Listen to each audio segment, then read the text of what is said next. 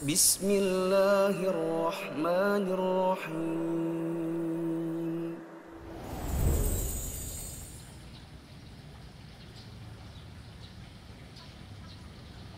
Bismillahirrahmanirrahim. Assalamualaikum warahmatullahi wabarakatuh. Alhamdulillahi rabbil alamin. Wabihi nasta'inu ala umuri dunya waddin.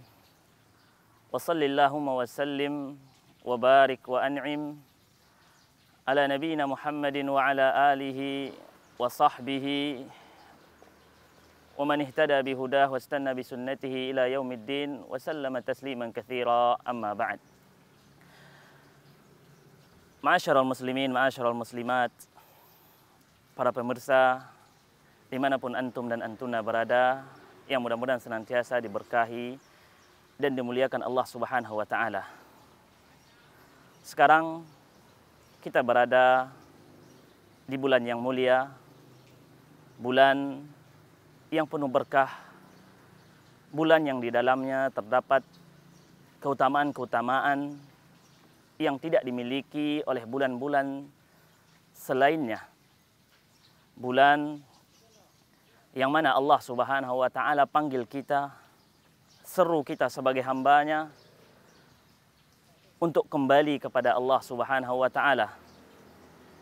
Bulan yang di dalamnya Allah Subhanahu wa ta'ala bukakan lebar-lebar pintu sorga, dan Allah tutup rapat-rapat pintu neraka, dan Allah Subhanahu wa ta'ala belenggu para syaitan sehingga mereka tidak memiliki kekuatan, keleluasaan untuk menjauhkan hamba-hamba Allah Subhanahu wa ta'ala dari Allah, sebagaimana kekuatan tersebut Allah Subhanahu wa ta'ala berikan kepada mereka di selain bulan yang mulia ini, yaitu bulan Ramadan.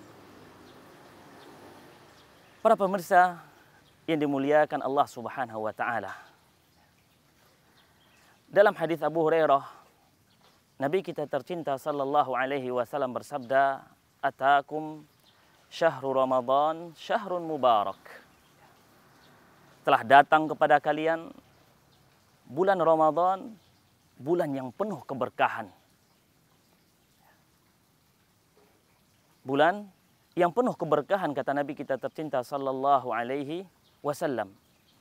Faradallahu alaikum siyamah, yang mana di bulan tersebut Allah Subhanahu wa ta'ala wajibkan kepada kalian untuk berpuasa. Tufattahu fihi abwabus sama' wa tughlaqu fihi abwabul jahim wa tughallu fihi maradatus syayatin lillahi fihi lailatun khairun min alfi syahrin man hurima khairaha faqad hurim. Telah datang kepada kalian bulan Ramadan, bulan yang penuh berkah. Allah Subhanahu wa ta'ala wajibkan padanya berpuasa, yang mana di bulan tersebut Allah Subhanahu wa ta'ala bukakan pintu langit. Dalam riwayat lain, Allah Subhanahu wa ta'ala bukakan pintu-pintu sorga, dan Allah tutup rapat-rapat pintu-pintu neraka. Dan Allah Subhanahu wa ta'ala ikat, Allah Subhanahu wa ta'ala belenggu para syaitan. Dan di bulan Ramadan Allah Subhanahu wa ta'ala memberikan kepada kita satu malam, yang mana malam tersebut lebih baik daripada 1000 bulan. Barang siapa yang tidak mendapatkannya, maka sungguh dia amat merugi. Para pemirsa yang dimuliakan Allah Subhanahu wa ta'ala, bulan Ramadan adalah ajang untuk kita memperbaiki diri kita. Kesempatan untuk kita meraih dan menggapai maghfirah ampunan Allah Subhanahu wa ta'ala. Karena di bulan yang mulia ini Allah Subhanahu wa ta'ala mudahkan kebaikan-kebaikan. Allah panggil kita untuk datang kembali kepada Allah Subhanahu wa ta'ala. Nabi sallallahu alaihi wasallam bersabda, "Wa yunadi munadin, ya baghiyal khair aqbil, wa ya baghiyasy syarr aqsir." Di bulan Ramadan, kata Nabi kita tercinta sallallahu alaihi wasallam, Allah Subhanahu wa ta'ala memerintahkan malaikat untuk menyeru, "Wahai orang-orang yang menginginkan kebaikan, maka datang, kembalilah. Ambillah kebaikan tersebut. Dan wahai orang-orang yang masih menginginkan keburukan dan dosa dan maksiat, maka berhentilah. Berhentilah.